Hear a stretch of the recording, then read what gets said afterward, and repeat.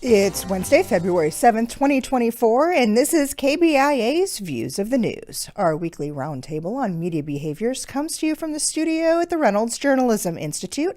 I'm Amy Simons, and here with me are my School of Journalism colleagues Kathy Kiely and Ernest Perry. On our program this week, an Associated Press investigation 2 years in the making reveals how foods that are raised and processed that have been done so with prison labor and how that is finding its way into our food chain. We're days away from Super Bowl 58. We'll talk about the game, the ads, and of course, the latest about Taylor Swift. And one of the biggest newsmakers this week, interestingly enough, a Muppet. We're going to talk about the aftermath of Elmo's tweet checking in with followers. There's a lot more that hopefully we'll get to as well, but we're going to start with an ethical dilemma and the role of the journalist. Let's go to Boston, where columnist Kevin Cullen reported on the story of Linda Bluestein, a 76-year-old retired nurse who had terminal cancer. Because assisted suicide is not legal in her home state of Connecticut, Bluestein filed a lawsuit to go to Vermont and have her life ended there. She died on January 4th. Cullen's telling of her story is both touching and gut-wrenching at the same time, but there's a question as to whether he might have gotten a little too close and whether he crossed an ethical line. Here's what happened. Cullen was already working on the story when Bluestein was meeting with her doctor in Vermont. The doctor told her that to be able to move ahead, she would need to get the signatures of two people, unrelated to her, who could attest to her clear mental state at the time of her decision. Bluestein asked Cullen to be one of the signatories, and he did it. So herein lies the issue. Cullen, as a reporter working on this story, signed the form, helping her to end her life, and in turn affected the outcome of the story he was reporting. Well, absolutely. I mean, he did one of the things that we teach our students not to do, which is to become a part of the story themselves.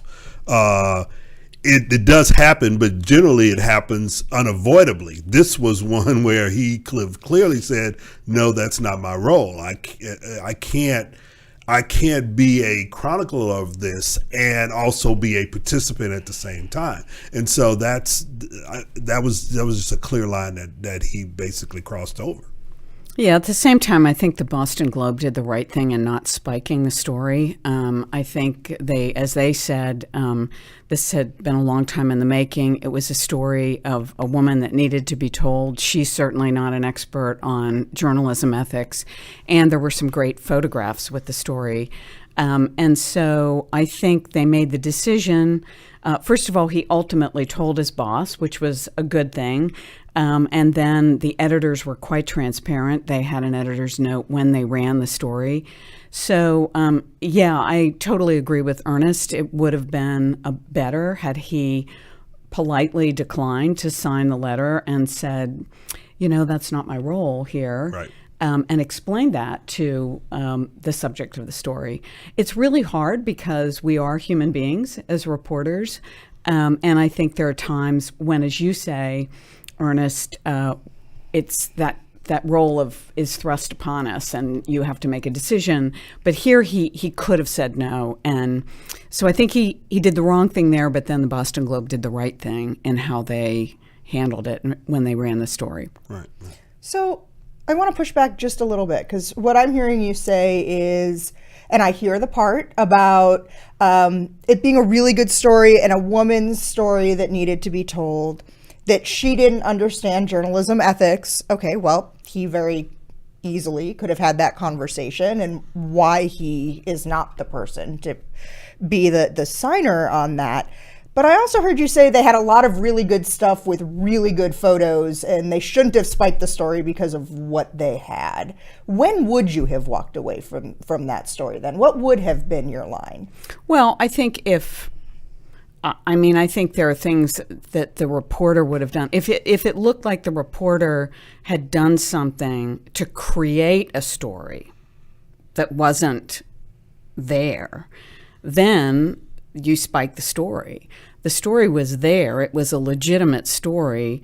The reporter made one misstep that didn't ultimately affect the outcome of the story. Sure it did, because if he didn't sign, then she may not have gotten the outcome that she was looking for. Well, I push back on that. I think she would have found someone else. I think she, at least from the way in which I interpreted it, it was convenience more than anything else.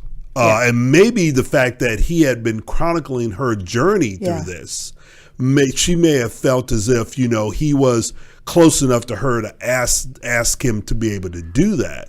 But I think that if he had said, no, this is not my role, I can't do this, she would have found someone else that she felt comfortable with doing. And I agree with that part too. I just wonder if he really should have thought that one through, or at least even if I'm sure he did think it through, but think through exactly where he. I'm not sure he did. Think about the emotion of the moment, and as Earnest said, in some ways, this guy's quintessentially qualified because he had been following this woman through. I think, this is not like a story where you just go up to the mayor and ask a quick question, in and out, that's it. Mm-hmm. This is the kind of story that requires developing a real intimacy with your sources. And so I can see why the woman would have asked him, and I can see why in the moment he would have said yes, because it was the human thing to do. And unfortunately, sometimes as journalists, we need to step back from that emotion. But I don't think, nothing in any of the coverage suggested that this woman couldn't have found somebody else to attest to the fact that she was of sound mind when she signed this paper. Right. To me, the other thing, too, is that, it would have been smart for him to say, wait a minute, let me check. He could have easily called an editor who would have walked him through why this is not a good idea for you to do.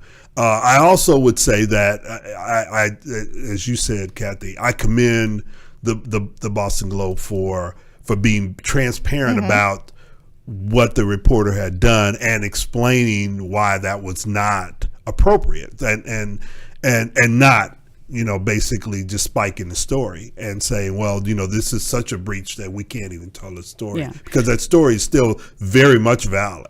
Yeah, the fact is there's no such thing as conflict-free journalism. Right. There's no such thing.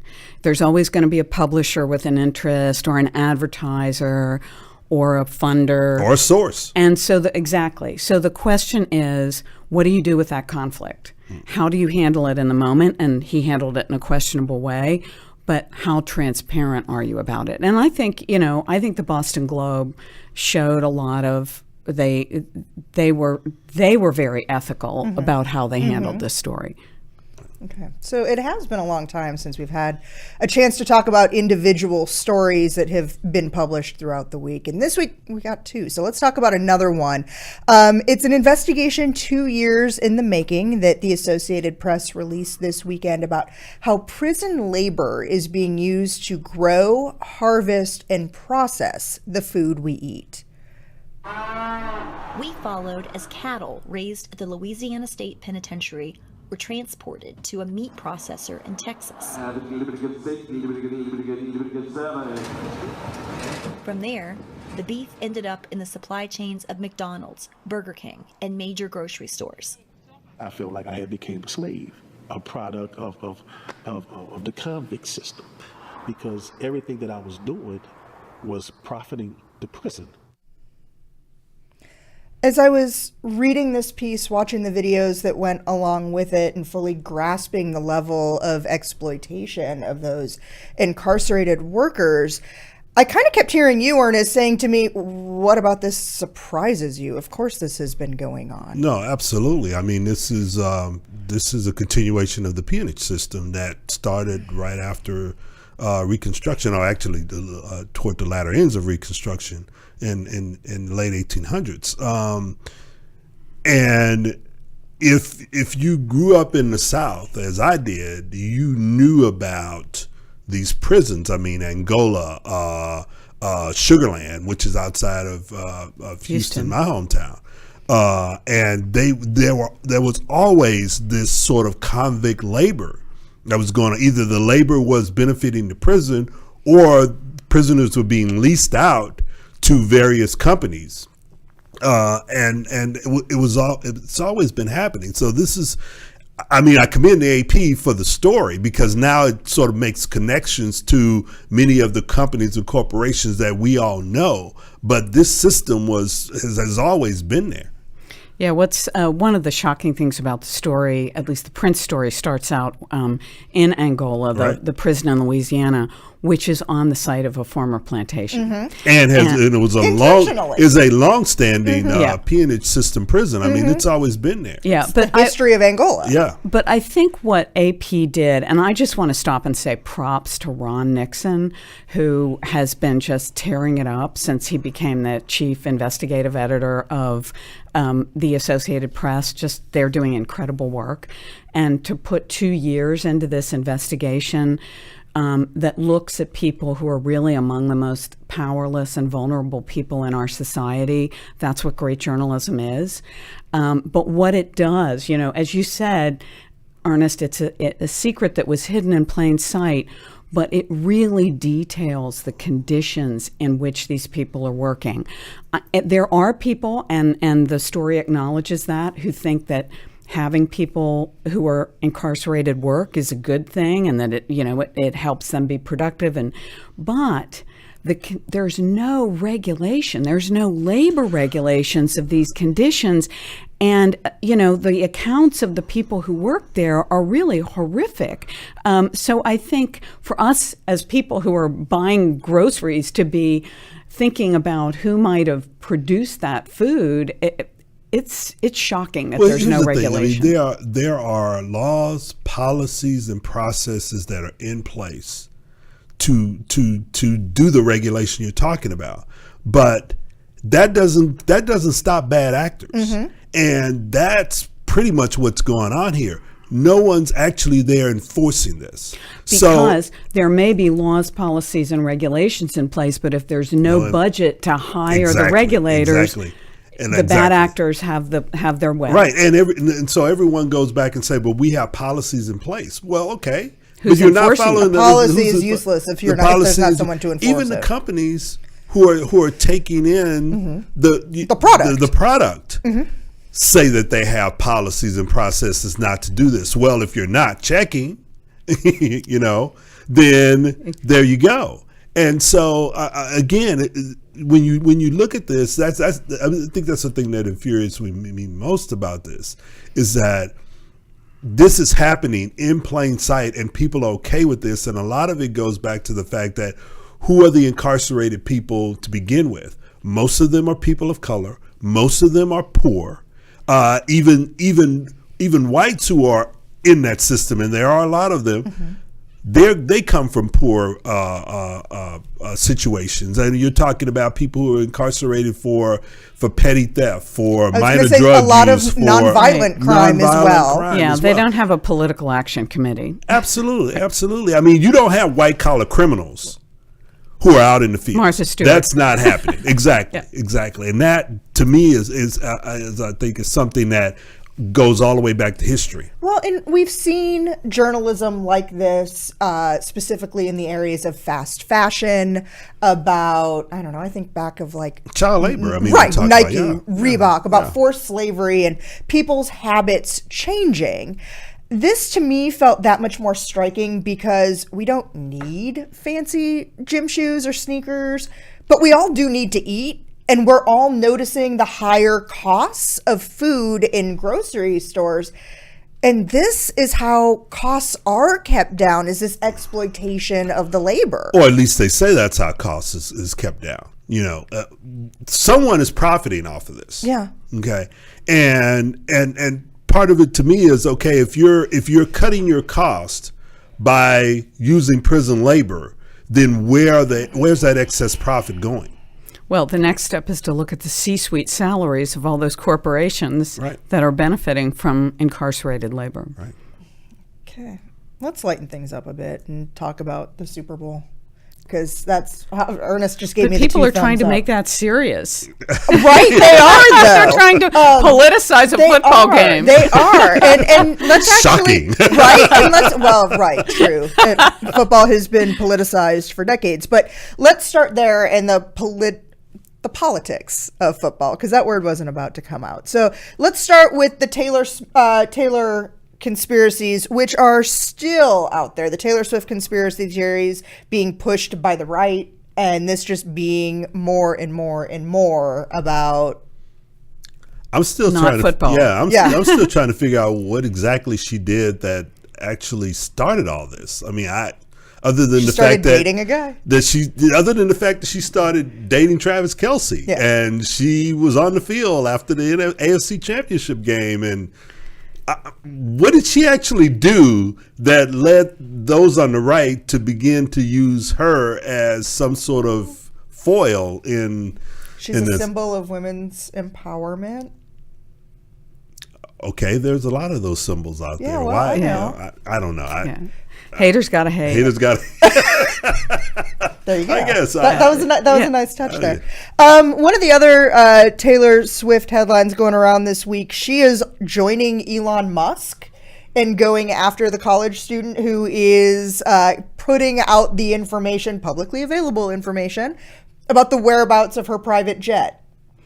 Yeah, this is kind of a funny story. It's a college student, as you said, who's using publicly available information on the internet it's really, as I understand it, it's kind of a climate change crusade. He's tracking the carbon emissions of all these well-to-do people with their private jets. So good luck with that. You know, anytime a celebrity titan goes after a college kid, in the court of public opinion, where is that going to go? Yeah, And, that's a losing proposition. Yeah. From the Just beginning. kind of looks petty. Yeah. The commercials, $7 million for a 30-second spot this go around. Well, there's stories out there to say it's worth it. I mean, if it's a good commercial and it attracts viewers that could potentially attract customers, I mean, that might be $7 million well spent. I mean, if you stop and look at it, I mean, some of these corporations are actually using prison labor, right? So there you go. Exactly. You know, I mean, you know, bringing it I'm around sorry, full I don't circle. mean to laugh. Yeah. You're kind of raising Yeah. a good point. I mean, you know, that might be where that excess profit is going, is to buy a Super Bowl commercial. To I'm just build saying. goodwill. Yeah, exactly. and make people laugh. And make people laugh or cry or feel sympathetic toward the product. I feel like the Super Bowl is kind of like the Sundance for Stratcom. Okay, Or talk At least for about that. advertising. Yeah. Anyway, yeah. Because you get the sense that if you are a marketer or a PR person for a major corporation, this is your moment. You know, it's like your Mardi Gras. You've been building the float all year to come up with And with something. such timing, with Mardi Gras being Tuesday. Exactly. Go ahead. But with innovation, and I always know my news hooks. Uh-huh. But the idea that you're just everybody's competing to be the most innovative, the most emotive, the most, as they like to say, relatable, a word I hate. But you know, and so it's this showcase for people who are just journalism adjacent, who are communicators for these corporations, to try to be the most imaginative out there. It's just a thing for that part of the industry. Yeah. Well, and it's kind of, you know, your chance at getting the largest audience of the year, right? Right. Like worldwide. Right.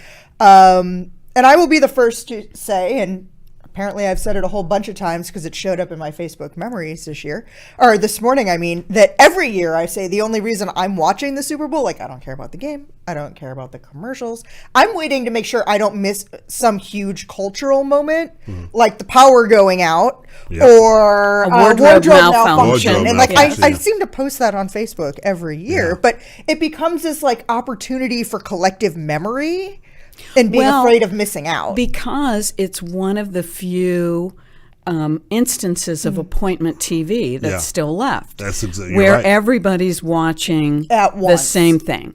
And so I think that's why it becomes a platform or a venue for those kind of moments. So given that, go ahead, Ernest. No, You I want was to going to say. I something. mean, it is one of those things, and it's one of those where it's one of the events where we all sort of come together, and it's not an event that people are going to fight over, other than the players on the field. Yeah. But look at the Taylor Swift. That's what Well, struck that's me. true. Normally, this is an event that brings people together, and not everybody's a football fan. I understand that. A lot of people watch the Super Bowl for the snacks, because you're What at can a I throw in party the with air your fryer? friends, It's a party, yeah. and it's a party. But normally, and so that's what makes the trailer controversy so striking, because you think, wow, even the Super Bowl, we're polarizing that. Right. But I do Or think the fact that the president is not. That's going what for I the was. second That's year what in I a was row. going to Yeah. say. The president exactly is there. saying like, "Nah, I'm good." so the president's saying, "Nah, I'm good." Yeah. Is he, or is it just a matter of like staying out of the fray? I think it's both. I mean, I think he's sort of like, you know what? I'm gonna let the public enjoy the Super Bowl. Okay. Why should Yes. I interject myself into Oh, something? so that's not that- about him. Yes. It's not about him. I think it's about him in the sense that he doesn't want to give people a beef. I think politicians who try to interfere with sports are really, that is a third rail. You don't want to see a politician when you go to the football game. And inevitably, you'll see a politician show up at some big college game or some big match. Right. And they're booed when they get introduced because Right. people don't want to see that. Right. And so I think that's what Biden's decision, it's a politically strategic decision I would agree. not to do that. I would agree. So you think now that it's been 2 years in a row, does this start kind of a new trend? Do you think this is something that it's going to be one of those things that eventually starts to die out? Like the network being like, you didn't do it last year, you're not doing it this year. Maybe we'll just reclaim that time and it'll eventually be one of those things that goes away. I think it depends on his predecessor. Okay. I really do think Successor. It depends Successor. Successor. Thank you. Yeah. I keep saying predecessor. No, that's Thank all you. Because his Unless you're- predecessor unless loved you're- it. His unless you're- predecessor loved Yeah. it. Unless you're being, prescient. I think it does. Depend on who's the next president is. He or she may decide to continue on not being involved in the biggest appointment television that we have left. Okay. In more than 10 years that Ernest and I, at least, have been doing this show, we've talked about showbiz. We've talked about changes at Sesame Street and where and how it's viewed. Never, though, have we done what I'm about to do. And truth is, I never thought that there would be a reason to until last week, when the super creative social media team behind the Sesame Street characters posted what seemed to be an innocuous enough tweet from Elmo's account, just checking in and asking how everyone was doing. I was going to bring this up last week, Kathy, when we were talking about burnout, but we ran out of time. Elmo found out how people were doing in the form of hundreds of thousands of responses to that tweet from people who were doing, well, not so well. In the Children's Television Workshop, folks found themselves having little choice but to address that collectively, and that we are not okay. Elmo worked the circuit, doing TV shows up and down the dial, talking about the response that no one expected. Here he is with CNN's Jake Tapper. Elmo, were you surprised by all of the responses? And why do you think this simple question, coming from you, Elmo, resonated with so many human beings and adults? Well, Elmo's not really sure. Elmo was surprised because Elmo didn't realize that when you ask someone how they're doing, you have to be ready because maybe someone's not doing well or maybe somebody is. But it's an important question to ask, and Elmo's learned a lot about that. Yeah, so Elmo learned a lot about the importance of active listening there. There's a lot to unpack, because just as much as I never thought I would be including a soundbite from Elmo in this program, What do you think the chances are that Jake Tapper thought he was going to be doing an interview with Elmo? Yeah, well, it's interesting. Elmo is an artifact of the pre-internet era, Yes. if you think about it. One of my favorite Muppets since about the time I was 12 or 11. Yeah, and who doesn't like Elmo? I love I'm sure there are Elmo. some haters out there who don't like Elmo. I Ernest, shouldn't are have you an said Elmo that hater? because No, I'll I'm hear not from Elmo Okay. hater. No. Okay, just checking. But I think, this reminds me very much of, and it was in a documentary that was screened here during True False, when Mr. Rogers came back after 9/11 to talk to people about, and ostensibly it was talking to children, but really it was talking to a whole generation of people who grew up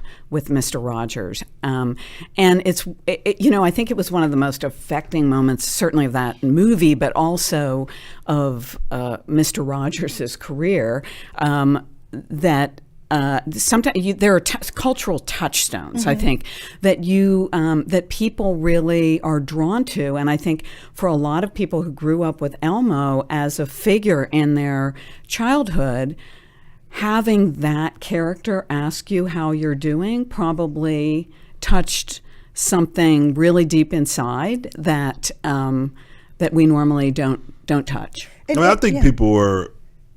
I think people were more willing to honestly answer the question because it came from Elmo, as opposed to maybe even their own therapist or a family member or something. I think it was just like, wow. Elmo, because it takes people back to being a child Yeah. when you're vulnerable and open. Yeah. And it speaks to how we process collectively right now. And, you talked about the strategic communication parts of this. Wow, the social media team, who knows if it really, really was just kind of like, hey, how's it going? And it just came in this massive trauma dump. But this has really opened up a lot of doors for the Children's Television Workshop to really gain a new audience and adults that it hadn't connected with previously.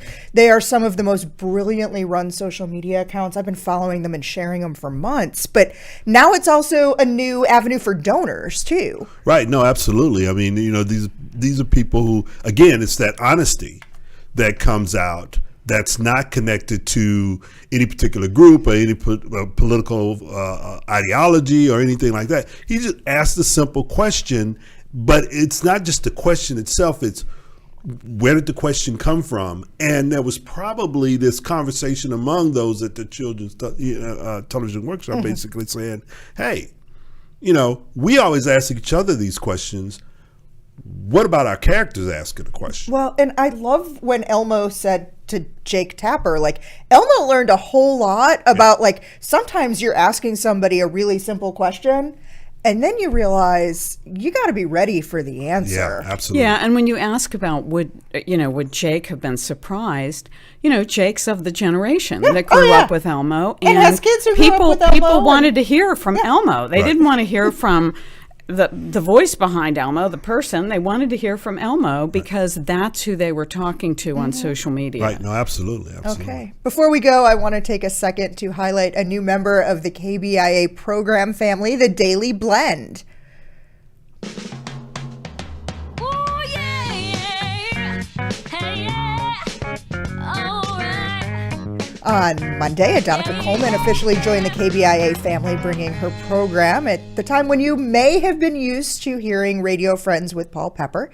AC tells us that her new program will focus on Mid-Missouri's nonprofit communities, and we're excited to have her with us and hope you'll check out the Daily Blend at 8:50 on weekday mornings and online at kbia.org. Well, we are pretty much out of time for this week. Thank you for joining us. RJI's Travis McMillan directs our show. We've got Takia Thomas running our audio. Tim Pilcher did our theme music, and Nate Brown is our social media manager.